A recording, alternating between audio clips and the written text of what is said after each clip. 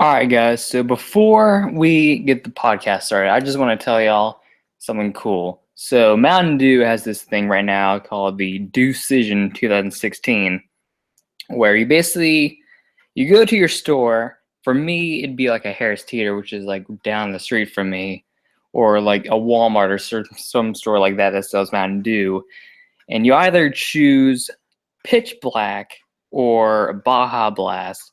You pick one of those flavors or both, doesn't matter, and you decide which one is better. So once you figured that, you go to you'll go on Twitter and you'll use the hashtag vote Baja Blast or hashtag vote Pitch Black.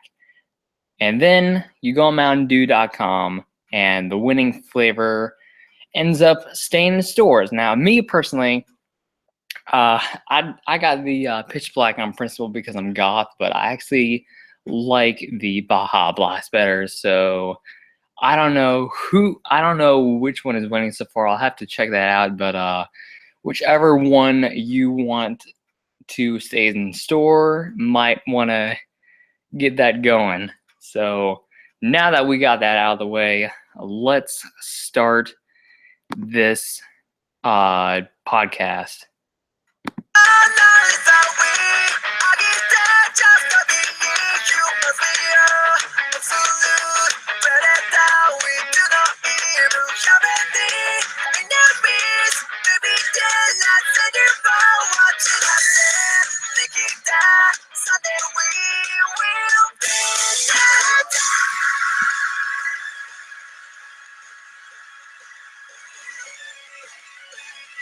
All right, what's up? All right, let's calm that down. A bit. What's up, guys? Welcome back to the Zack Attack Podcast. This actually, you could consider this to be the resurrection of the Zack Attack Podcast because I did this a while ago on my primary channel, which is just Zack Attack, and I did that for a little bit, but then the whole copyright thing happened with that AMV, and I guess I'm going to be bringing it back on this channel. So, on the resurrection of the pod, I'm going to be talking about WWE Payback and the Raw after. not the greatest start to this resurrection, but hey, it's a start. So I've actually been listening to CM Pulse's old pay-per-view reviews, and I'm gonna try doing that kind of system on these reviews where I say the result and then I'll talk in depth about the match, and we'll see if it works. If not, I'll just go back to the old formula I used. But yeah, let me just say, now I completely was shitting on this pay-per-view during the prediction meeting D Styles did, but the pay-per-view wasn't actually as bad as I thought it was gonna be. Like it wasn't a phenomenal show like a WrestleMania or a SummerSlam or something like that. I like SummerSlam more just because they seem to bring it on some of the matches on SummerSlam than they do for WrestleMania, but that's just my opinion. But this pay-per-view was not as bad as I thought it was going to be. It had some great wrestling in it, but that's pretty much it. So, without further ado, let's just go through the card, starting with the pre-show. I was very, very vocal.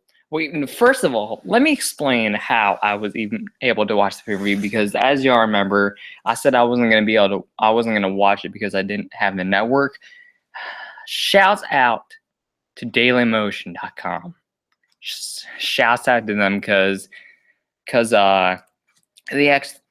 somehow people are able to put the pay-per-views on the day after, so that helped me a lot in being able to do this for y'all. So yeah, without further ado, let's get into the pre-show, which I was able to watch on YouTube. Uh, so first of all, we had Dolph Ziggler versus Baron Corbin, with Dolph Ziggler winning by roll up. I I honestly, they're making this into a feud, and I feel like that's not a wise move because honestly, no disrespect, but when you're in a feud with Dolph Ziggler, nothing good really happens most of the time. Nine times out of 10, nothing good happens with a Dolph Ziggler feud. But let me go into the match a bit. So, Baron Corbin was just beating the hell out of Dolph Ziggler. Every time Ziggler would try to get some sort of offense off, Baron Corbin would just swat him down, or he would just do something to just dismantle him.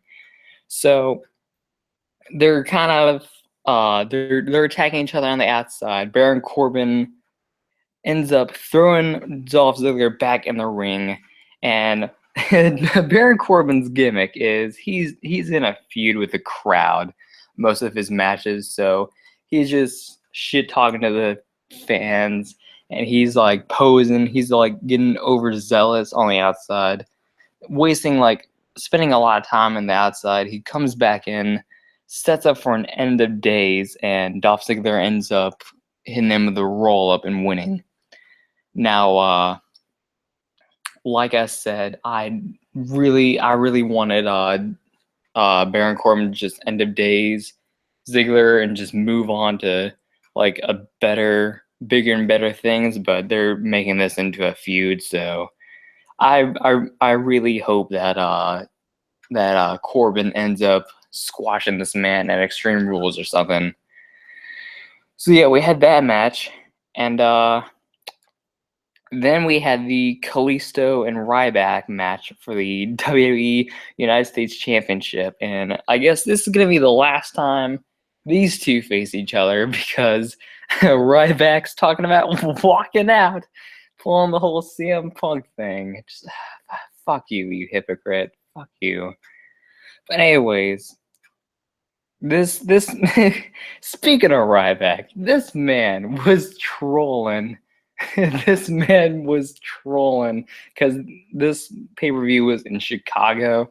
This man was doing the whole CM Punk entrance thing where he would like wipe the ramp with his fingers looking for dirt or whatever, and did the whole pointing to his wrist like he had a clock.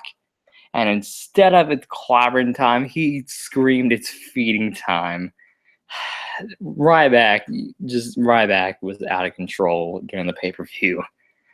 But anyway, we had Kalisto winning with the Salito del Sol, I think it was. But this was like a big man kind of match where it was kind of like the Baron Corbin match, but where in the sense where Kalisto would try to get some sort of offense up, and Ryback would just swat him down or do something to just beat him down. And there was one spot in this match where Kalisto was doing like a springboard offense onto Ryback, and he almost died. Like Ryback had to catch him to make sure that he didn't face first onto the apron or something. It was crazy. This man almost died. But pretty much the finish was Ryback ended up Kalisto was on the top rope. Ryback beat him or Kalisto was going to try to do some sort of top rope move. Ryback came up, started beating him, and he ended up hitting like this super military press kind of move where he just threw his ass up in the air and had him just land on the mat. And Ryback climbs down, and then all of a sudden Kalisto just gets up, hits the Salito del Sol, and gets the win. Like, my man. my man. My man. You're not gonna sell that military press though? Like, like you're seriously not gonna sell that? Okay, okay, all right. So that was pretty much the pre-show. We get to the main show, and Enzo and Cass versus the Vaudevillains for the number one contendership for the tag team titles. Wait, New Day came out, and Xavier Woods, my man Xavier, trying to shout out Rihanna or whoever, saying his DMs are open. So yeah, all right. All right, so then Enzo and Cass comes out and they do their whole thing. And the VOD gimmicks come out. And the match ends up in a no contest, and I'm going to explain why. So this match was pretty short. It was on Wikipedia, it says it's 3 minutes and 58 seconds. But I didn't personally time it, but Enzo and Cass are doing a lot of double teaming on the VOD gimmicks. And Simon Gotch, because that's the only guy I remember, ends up trying to throw Enzo out of the ring, but because there was a lack of proper distance, he ends up throwing Enzo, and Enzo ends up hitting the rope, ricochets, hits the apron, and just he's out. Like he's concussed. He's just he can't compete. So they end up like making it a no contest. So thankfully from the pay-per-view to now when I'm reviewing it, Enzo is doing a lot better, but that was fucking scary when that happened. So then we had Sami Zayn versus Kevin Owens after that. And Kevin Owens ends up winning with the what's it called? The pop-up powerbomb. I couldn't remember the move to save my life for a second there. But this match felt like a blood feud. Like this felt like the beginning of the Seth Rollins and Dean Ambrose rivalry back in 2014. This match felt a lot like that. Like they were out trying to kill each other. Just oh my god, there was so many spots. This match was vicious. This was probably my favorite match of the pay-per-view, to be honest. But there was one spot in particular that I remember where Kevin Owens and Sami Zayn were on the apron, and Kevin Owens looked like he was going to try to powerbomb Sami Zayn onto the apron, but Sami Zayn ended up reversing it and throwing Kevin Owens onto the apron back first. So that was pretty vicious. So Sami Zayn comes back in the ring and just pop a powerbomb 1, 2, 3. After the match, Kevin Owens ends up grabbing what's this man's name? It was one of the commentators. I forgot his name, but he's the African American commentator.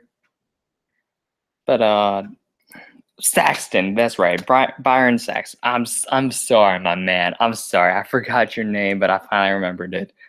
This is starting to become my gimmick now. I'm forgetting shit, but ends up grabbing Byron Saxton into the ring, has him interview him, and Kevin Owens is like, I want the Intercontinental Championship now. And Byron Saxton's like, well, the match is up next. It's like Kevin Owens like, it is? Well, I'm going to be on commentary now. And then we get to the Miz versus Cesaro for the Intercontinental Championship, with The Miz defeating Cesaro. I'm gonna be honest, y'all. So wait, let me take a break real quick. Catch my breath. I'm gonna be honest with y'all. I could not care about this match. I'm sorry, but this was probably one of the worst matches on the card. To be honest, I mean Cesaro, he is a hell of a wrestler, but this is more because of the Miz. I'm gonna be honest. This is more because of the Miz. But in the middle of the match, while Kevin Owens is doing his thing, Sami Zayn comes back and starts attacking him. Cesaro ends up having the sharpshooter on. Miz is tapping. The ref is distracted because of Kevin Owens and Sami Zayn. Maurice gets in the ref's face, and Miz ends up hitting the skull crushing finale. 1, 2, 3. They all attack each other and move on. Then we got Dean Ambrose versus Chris Jericho, where Dean Ambrose wins with the Dirty Deeds. This was another match I wasn't really a big fan of.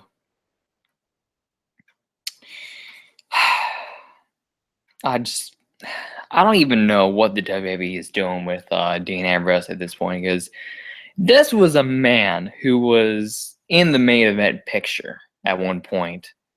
Like, this man was in a triple threat match against Brock Lesnar and Roman Reigns to determine the number one contender for the title. This was a man who fought Triple H for the championship.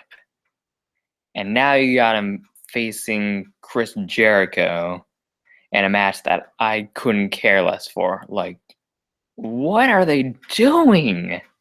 What is the WWE doing with Dean Ambrose? They should be doing this thing where I want to see Dean Ambrose, but they have just successfully made me not care about him anymore, which is weird.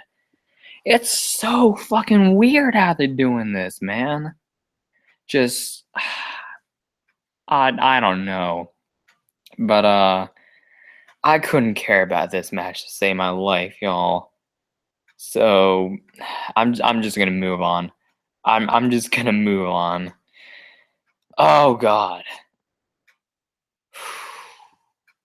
This match right here. This match.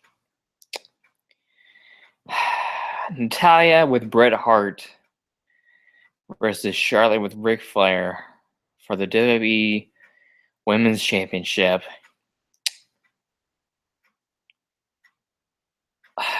I'm not even going to say the result until the end of it, because then you'll understand. This match was pretty good when it came to wrestling-wise. And the finish was Charlotte had Natalya in the sharpshooter, and Charles Robinson, Little Nate, called for the bell when Charlotte had locked Natalya into the sharpshooter. Natalya didn't tap out, but Charles Robinson called for the bell, and this became the Chicago Screwjob. Just why? Why? Why would you do this? Just because Bret Hart is out there, really? Like, that's really that finish was so fucking stupid. Just so fucking stupid. And it was a great match too, with great wrestling. And the reason why I sound disappointed when I read it off is because of that stupid fucking finish. Like, couldn't you have, like, done something else, though? Like, really? Really? All right. All right. Speaking of bad things, after this, we got the whole Vince McMahon is going to decide who runs Raw segment.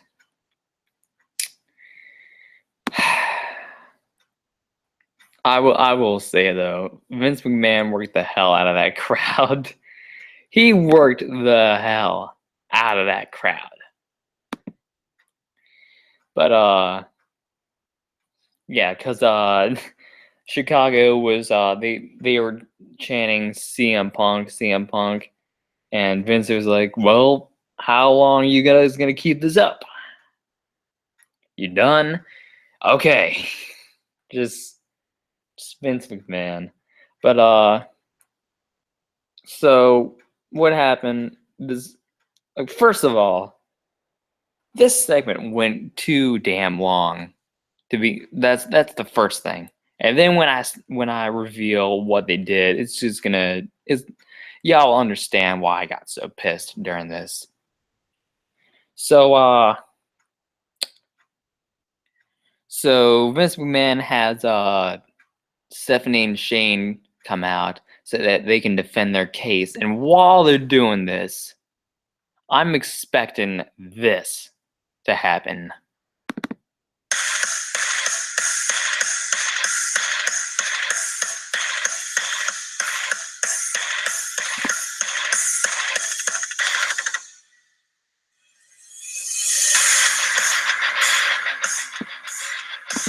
I was expecting Seth's music to hit, and he would come down in a suit, and Vince McMahon would say, "Well, our new general manager is gonna be Seth Rollins." Could just could y'all imagine Seth Rollins as the general manager of Raw? It'd be great. It would be so great. Like, they could have him be like in this GM role until he was able to compete, like until his knee was all like in working order to do like the wrestling stuff. He would be a great manager. Like, that'd be a great gimmick.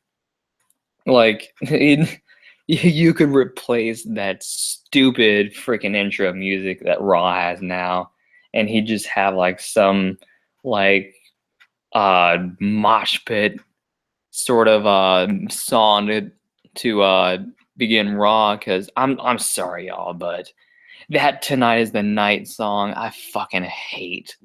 I just I feel like they could have had like a better song to open Raw. Like, like, what was so bad about Nickelback's song? You know, like, I know Nickelback isn't the greatest band ever, but at least when I heard that, I was pumped for Raw. But now when I hear "Tonight's the Night," I'm like, oh God, could I watch something else? And you know what? You know what? I figured it out. That's exactly that's exactly the reason why it's the intro. It's because nowadays Raw is just something you have to like suffer through to get to the good bits. So you know what? Never mind. They should just keep that song until they fix the program. So yeah, there we go. So I'm sorry, I'm talking too much off topic, but so the decision was Vince McMahon is making Stephanie and Shane co-host Raw. Just fuck that segment. Just fuck it. You had like 15 to 20 minutes for this segment, and that's what you do with it. Just, oh, you both are gonna run Raw. Good luck. No, just no. Fuck that segment. Fuck it. Stupid, stupid, stupid. Just fuck that segment. Oh, so then the main event, AJ Styles versus Roman Reigns for the WWE World Heavyweight Championship.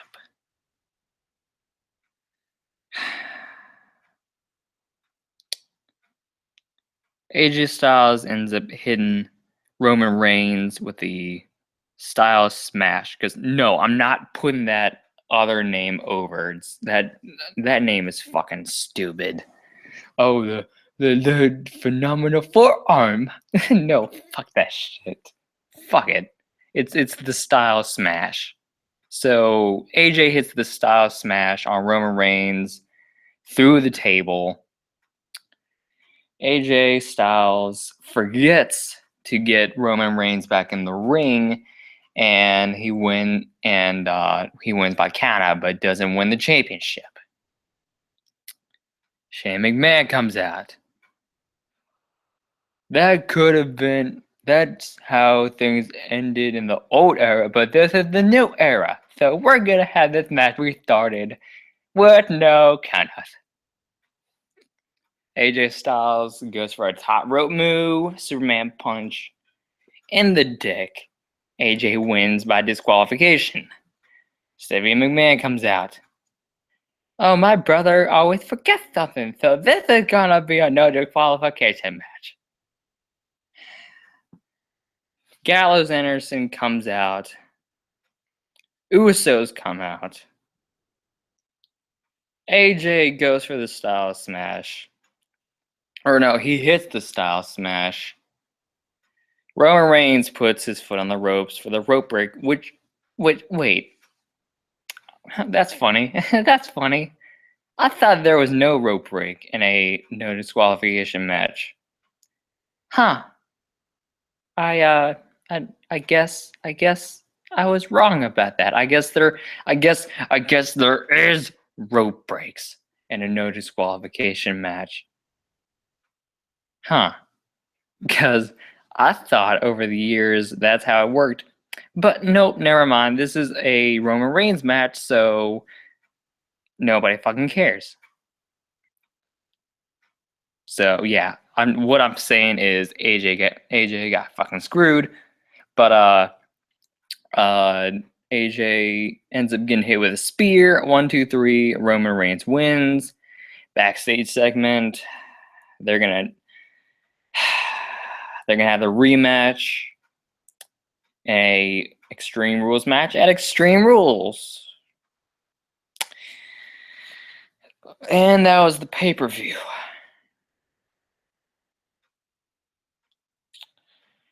Now I'm going to talk about this Raw that was just atrocious. Or I'm not going to really talk that in depth with it because it was fucking trash. That Raw was fucking trash, man.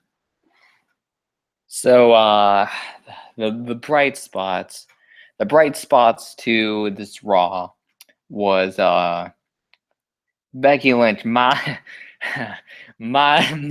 girl, Becky Lynch finally came back on TV.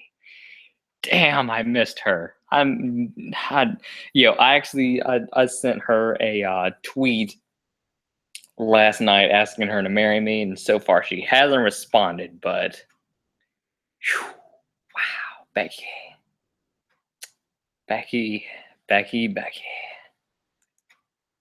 Wow. So I'm sorry, y'all. Becky versus Emma.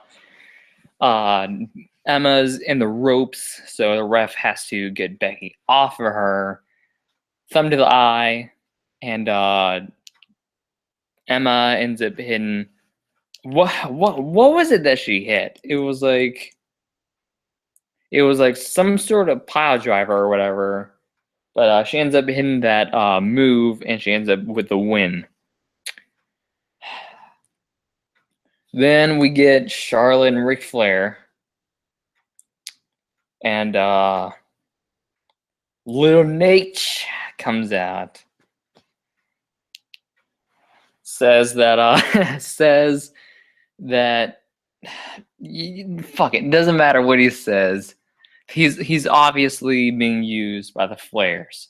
So Natalya comes out and she tells Ric Flair that you paid a referee to screw me.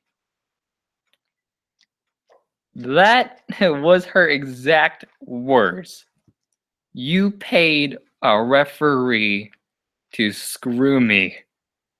I'm not even joking. I want to see if I can pull this audio real quick, just so y'all know I'm not lying. Okay, just give me a second here. Give me a second.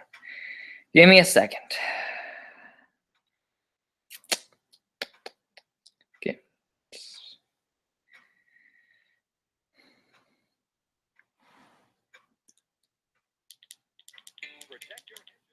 No. Don't. These fucking ads. I'm sorry, y'all. I was not prepared for this, so y'all gotta work with me here. All right. Let's get that. Skip.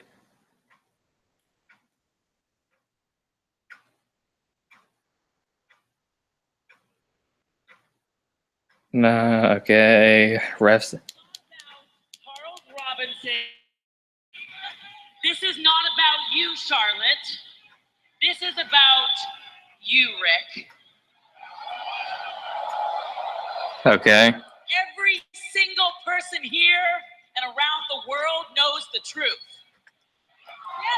All right, what is it? With the hearts and the flares, the hearts are the best there is, the best there was, and the best there ever will be. Will be. Okay.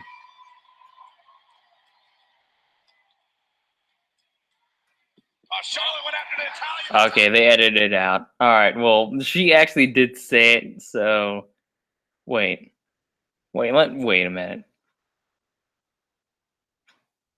I can search for this.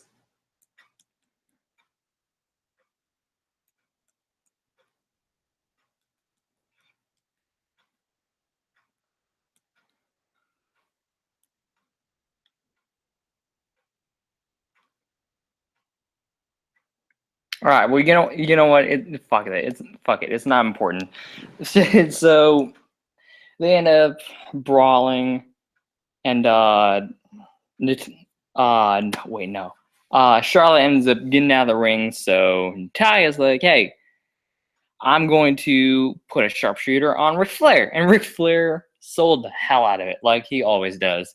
But ends up Charlotte ends up dragging Ric Flair out of the ring. Natalya steals his gold watch and Hall of Fame ring. Backstage segment. Ric Flair is like all emo about it.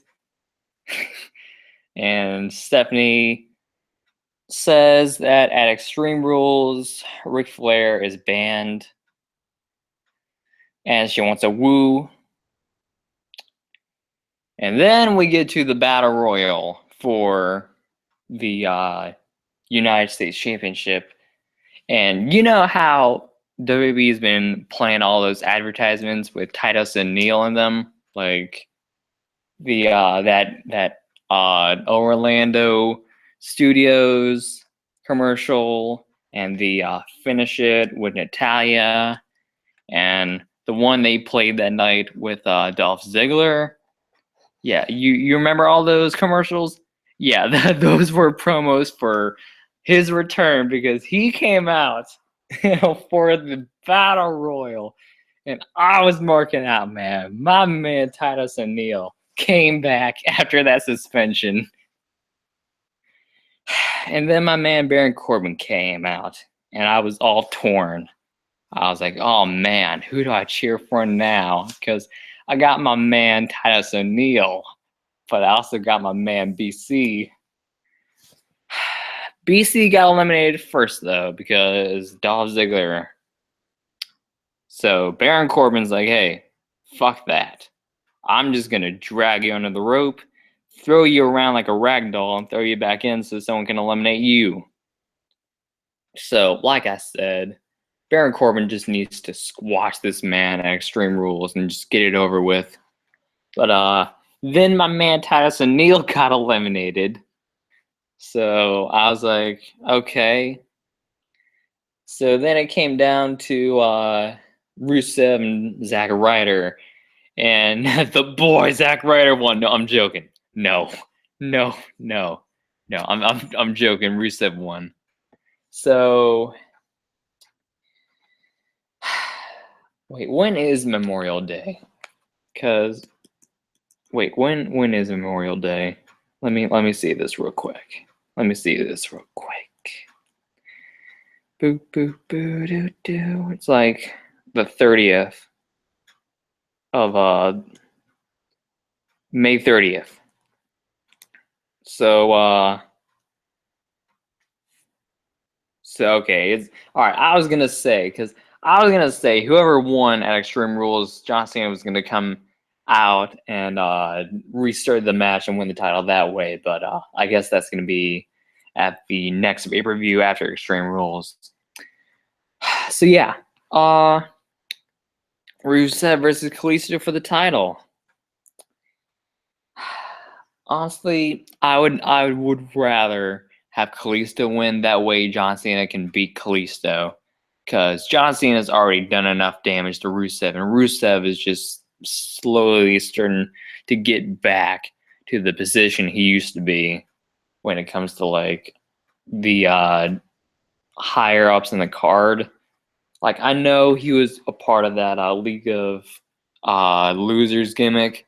But now that they're done, Rusev is like, I feel like he's getting higher on the card, and Cena beating him for the U.S. title, like at WrestleMania, would just be devastating to the progress he's made. So just have Kalisto eat the pin on that one. Just have Kalisto catch the Cena monster. Then we got the main event. Roman Reigns and the Usos versus AJ Lee. Or no. AJ Lee came back, y'all. No. AJ Styles.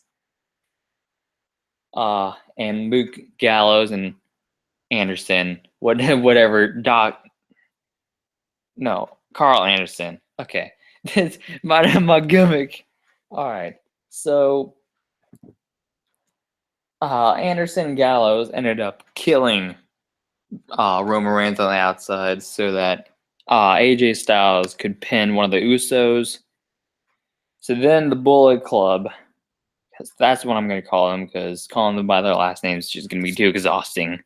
So the Bullet Club ends up throwing Reigns in the ring, and they want AJ Styles to hit Roman with a chair.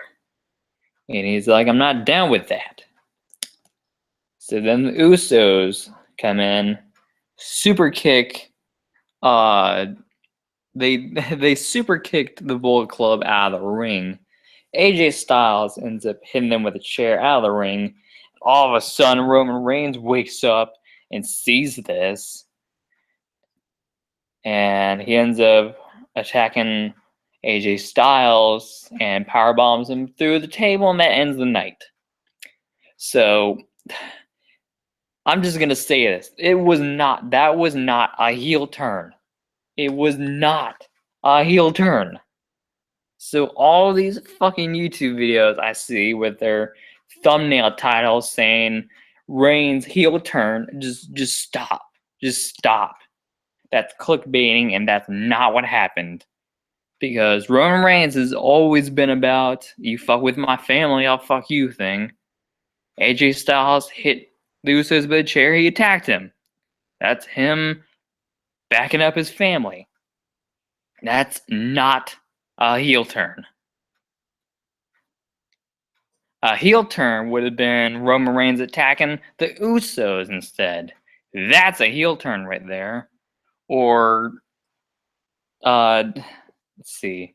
What's another way they could do a heel turn with Roman Reigns? Roman Reigns attacking Dean or something. Just Roman Reigns attacking someone he either affiliates with or someone the crowd is majorly over with. That is a heel turn. This was him defending his family. So Everyone's saying that was a heel turn. No, fuck you. So yeah, that was Raw. And yeah, just that Raw sucked. So let's see. We have what's today? Today's Saturday, so we got 2 more days until the next Raw. So yay, I guess. I don't know. But that's it for me on this podcast. Sorry this took so long for me to do, but yeah, on the next podcast, if I don't review Raw, I'm going to bring back another segment I used to have called Fantasy Booking. And if I do that, it'll be the rivalry between D Styles and Zack Roper. And it's gonna be really, really fun. Or it's gonna be really cool. So until then, see y'all later. Rock out and scream, cuckoo, bye.